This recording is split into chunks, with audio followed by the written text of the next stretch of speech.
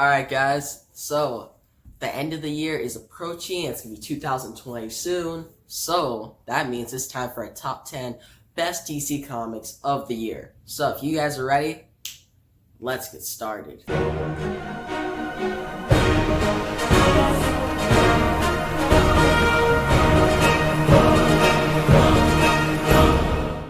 What's up, DC Nation? Welcome back to another video. And if you guys are new to this channel, make sure you subscribe because I release great DC content every day that you don't want to miss. And if you end up liking the video, give it a thumbs up. And guys, I really appreciate it is after watching this list, make sure to go down below and tell me your top 10 best comics of the year. DC comics of the year. Alright guys? But just to assure you, there's going to be no Tom King on this list because I am not a Tom King fan. Honestly, I liked his Batman comics at the beginning of his run, but 2019 was not his year. Like, Heroes in Crisis sucked, Batman in general, like all the Batman, actually, this year was pretty much the decline of Batman, like really the decline. From issue number 61 to the end of his series was like the real decline. Like before that, his series was like okay, but I would still like enjoy reading it a little bit, but from this year, I just hated most of the series. Like, yeah, there's a couple good issues, but not really. But, guys, I'm not going to bore you with this intro. We're going to get right into it. So, you guys ready? Let's get to number 10. So, guys, starting off with number 10 is going to be DCeased, NumberFive, written by Tom Taylor. And guys, Tom Taylor is one of my favorite writers. Like, he wrote Suicide Squad #1 lately, which is really good. It's not going to make it on this list, though. But he also wrote Injustice 2, which is one of my favorite comics. Like, he did a great job on that. Like, he's just great at world building. So, this is, like, the perfect thing for him. Like, DC wanted to do their own Marvel Zombies. And at first, I was like, okay, it's okay. Issue number 1 was alright. Issue number 2 and 3 were kind of just more generic. And the issue number 4 started kicking it up, and this issue was just almost a masterpiece. Like, it was pretty awesome, alright? And especially the ending. Spoilers. Pretty much the ending, Superman gets into zombie form. Like, everything goes to shit. Like, actually. Like, you see Superman, all hope is lost. So, that was pretty crazy. Like, issue number 6 wrapped it up a little okay. Like, that depends on your own opinion of the series. But you have to admit, this issue alone was pretty dang awesome, alright? Alright guys, let's get to number 9. Alright guys, at number 9 is going to be Flash number 71, which is part 2 to Flash Year 1. Now, Joshua Williams, a lot of people have their different opinions on him, and honestly, I think he does great in some series, but in other series, he sucks. Like, compared to Justice League Odyssey, that was not a good series, alright? I was really excited for it because he had Steven Seagal, I think I'm pronouncing that wrong, but him as the artist and Joshua Williams, so I was really excited to see that happen, and I didn't do so well. Like, I wasn't a big fan of it. But Flash, he's been doing a great job since issue number 1, alright? Like, I can see from issue number maybe 76 to like 80, that was a little weak, but really kicked up. And guys, issue number 71, this issue, like, issue number 70 ended with Barry Allen meeting future Barry Allen future Barry Allen. And I thought that was pretty awesome. But this issue just makes it that much better. Like, you have his origin, you see the future, you see Barry go against the Turtle again, his original villain. And it's just brought up a lot of nostalgia. And I know this won't make it on a lot of other people's top 10 lists, but for me, I'm a Flash fan, a big Flash fan, and just seeing the future and past collide while an origin story is kind of happening, it's pretty dope, alright? And the art was awesome too, like, so I wasn't surprised I had really great art in this issue, but the art in this issue was even more better than the other issues. So it just puts that on top of the other issues in general. So yeah guys, I prefer you go check out Flash number 71. Actually, check out issue number 70 to 75 if you haven't yet read The Flash ever. Just to get into the whole year 1 aspect. If you like it that much, jump into the series, alright? Because I heard there's like a Flash Age coming up on issue number 750, which I'm really excited of, alright? I'm super excited for that one. Because I heard Jay Garrick's coming back, so that should be pretty legit. Alright guys, let's get to number 8. You guys knew Justice League was going to make it on this list. Alright, Scott Snyder. Ever since he jumped on Justice League from issue number 1, that series has been kicking ass, alright? The only time that it wasn't really kicking ass, it was still a good series, but wasn't like at that top level, was between like issue number 14 to 18, where James Tynion was pretty much taking it over. Which James Tynion is a good writer, but he's nothing compared to Scott Snyder. So when Scott Snyder jumped in with George Jamez, which is one of my favorite artists, in issue number 19, and started out the 6th Dimension arc, it was pretty awesome, guys. And having Mr. and Miss Bickle, however you pronounce his name, come back and all the Justice League fight him off, that was just so cool, alright? It brought back a lot of nostalgia, great art, great storyline, and it just made me love the Justice League that much more. And guys, after having like a big drought on Justice League in Rebirth, like the Rebirth comics from like issue number 1 to 43, those were not that good, alright? So we really needed to have some good Justice League comics, and Scott Snyder brought it to the table. And by this point in his run, he was like delivering like all-star content, like A-list. Like it was kind of, I could compare this part of his run to like the Batman New 52 with Greg Capullo, which that series was awesome on its own. So to compare this series to that is a big deal. Alright guys, let's get to number 7.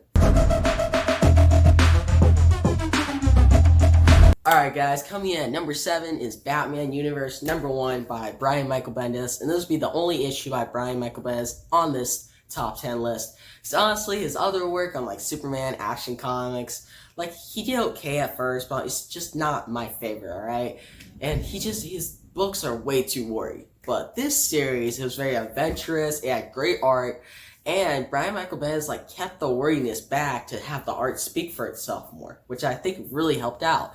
And he actually showed more of like, he went more ambitious with this run. Like he wasn't just like the same old Brian Michael Bendis where he puts a bunch of words down, has a very complicated storyline. But this one, it was like, okay, Batman goes after this. He comes across Green Arrow. He comes across Green Lantern. It's just a bunch of awesome stuff. And he goes to get the Riddler. Like, guys, I just love this very first issue. Like, the whole series gets better. Well, not better than this issue, alright? It keeps, like, solid content. Like, the art is great and stuff. But it doesn't compare to this very first issue where I was kind of worried. Like, I was like, okay, is Brian Michael Bendis actually going to pull off Batman? And with this issue, I was like, he did it. He actually did it. So yeah, guys, I recommend check out this first issue. If you really like it that much, check out the other 5 issues and enjoy. Alright, guys. Let's get to number 6. I know. I said there would be no Tom King on this list. I know. But he delivered a great issue this year. And it shows he can write Batman. He can write practically anything. But he's just been so lazy on Batman, Heroes in Crisis, and other series. So it just makes me more disappointed in these series when I see a great issue like Batman #4. Like this issue kind of compares to like Scott Snyder's issue number 52 of the Batman run, of his Batman run, where Batman's going on his everyday life, fighting off villains, doing stuff, and you get to see into like what Batman does every day. And this issue really showed that. And seeing Batman like a boxing ring, going against a dragon, it was just so awesome. So I was like, okay, Tom King, you really made me actually like your Batman again, so why can't you end your run right? And at that time, I was like, okay, I have faith in him. I think he'll end the run right because I read this issue. And honestly, he did not, alright? He did not end the run right. And guys, if you want to hear more about what I thought of issue number 85, check it out in the eye in the top right corner. But yeah, guys, this shows that Tom King can write a good Batman book. And I hope he can write more better things in the future. But for now, not really. But I still recommend this final issue. Alright guys, let's get to number 5. I was trying to decide between Doomsday Clock number 12 and Doomsday Clock number 10. And I picked number 10 to be on the number 5 slot on this list. And the main reason is I really like going to Dr. Manhattan's mind. Like seeing him go with Carver Coleman, going through like the DC history and how he became the villain. It was very fascinating, right? I was like, okay, this is really cool. And for 2019, there was only like 5 Doomsday Clock issues because the delays were really bad. And issue number 8 and 9, they were alright, but not as great. Issue number 11 was pretty great. And then issue number 12 was amazing. But this issue, it just gets close to masterpiece, right? It was well written, great art by Gary Frank, and just delving into Dr. Manhattan's mind was just so awesome. So yeah, guys, I totally recommend this issue, and now it's time to get to number 4. Alright guys, number 4 on this list is going to be Detective Comics number 997. Now guys, this issue was so awesome because you had Doug Manick on the art and P.J. Thomason as the writer. And P.J. Thomason, guys, he's done Super Sons, he did Superman, and he's one of my favorite writers alongside Tom Taylor and Scott Snyder. So when he did Detective Comics, he started out well and then blew it out of the water in issue number 997. And this one was really at the beginning of the year. Like, I think it was like January. Like, that early, guys. But it was so awesome because you got to see the original Mr. Miracle. You got to see Batman try to escape, like, this water-filled thing of, like, piranhas. Yeah, piranhas. So he's in this thing, and then he meets up with Hugo Strange at the end. And it's just so epic, alright? And the flow of the story is awesome. And it just showed that, like, P.J. Thompson knew the character. And at the time, I was pissed off at Tom King's run. So I needed some good Batman, and this delivered it. So yeah, guys, I totally recommend this issue, and go check out the whole, like, 994 to issue number 1000. It's like the perfect art to get you into Batman if you haven't yet. And you just want a good Batman story, check it out. Alright, guys, let's get to number 3. Alright, guys, coming in at number 3 is going to be Justice League number 25, the best issue of the run thus far. Now, guys, this issue was so great because George Jimenez delivered his best art. Like, just seeing Superman come out and punch the World Forger, that was just awesome, right? Because Superman was stuck in, like, the 6th dimension. Well, not in the 6th dimension, but in, like, this, like, dark thing where there's, like, no, like, light. So he didn't have no powers, and he was slowly dying. And to see him just come out with hope, with, like, John Kent and his father, that was awesome. And see the Justice, like, recruit the World Forger into their ranks, I was just surprised. Like, I was like, wow, Scott Snyder just went from, like, amazing to masterpiece. Like, how does he do this? His writing is just that great. And then the ending was great, too, because it set up the whole year of the villain thing. So, yeah, guys, this issue was, I definitely recommend it, all right? Go check it out. And check out the whole Justice League run, all right? So far, because I think we're about to end off Justice Do More. It's going to be the final issue to Scott Snyder's run, which I'm really sad about because he's done such a great job, and I don't think anybody could do a better job than him. But yeah, guys, this is by far the best issue of this run so far. Alright, guys, let's get to number 2. Speaking of Scott Snyder, how would I not mention Batman Last Night on Earth on this list at number 2, alright? This is Scott Snyder's final Batman run, supposedly. I hope it isn't, because he did such a great job. But issue number 1 was really great, because you saw Greg Capullo come back, and Greg Capullo did an awesome job, alright? He's better than a lot of other artists, but at the same time, it's different. And then seeing him go Scott Snyder goes super ambitious in this run, because you see, like, a post-apocalyptic world. You see Joker, like, in this light that Batman carries around, and it's just so cool. And guys, the series just gets better along the way. Like, it's only 3 issues, it's quick to read, it's wordy, but it's, like, worth it. And then the big reveal in issue number 3, which I won't spoil, I may make a video on it in the future if you guys recommend it, but the big reveal in issue number 3 is really awesome. How they ended it just makes me love Scott Snyder that much more and want to see him do more Batman, which I hope he does. This better not be his final run, his final 3 issues, alright? But yeah, guys, definitely recommend this issue, but there's one more issue that was better than this one in the entire year. Let's get to it.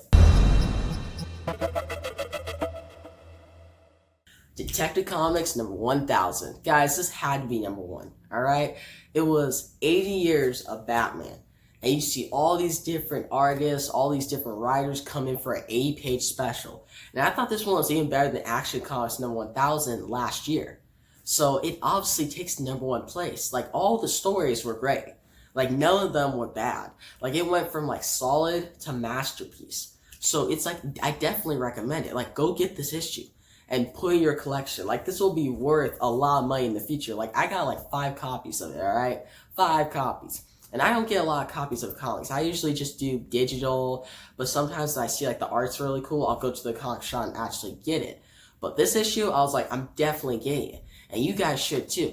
And I'm pretty sure you guys have all checked it out already. And in the comments below, tell me which of the stories in that 1000 copy did you like best? Was it the Warren Ellis one? Was it the Scott Snyder one? Was it the Tom King one? Even the Tom King one was actually pretty decent too. But yeah, guys, that's number one, and that's gonna wrap up the video here. Pretty great year of comics in general. I really like the Justice League stuff, the Batman. Batman in general was good other than Tom King, alright? Tom King did a horrible job. But there's so much good other Batman content that kind of made it easy to get through. And then Flash was great, Green Lantern was great. Green Lantern I was thinking about putting on this list, but I just like these other comics more. But yeah, guys, in the comments below, give me your own top 10 list of the DC Comics this year. Did you like Wonder Woman? Did you like Superman, Action Comics, Detective Comics? Just tell me down there. And if you liked the video, give it a thumbs up. And if you haven't yet, bro, subscribe to this channel, because I release great content every day on DC stuff. Alright, guys, that's the video, and peace out.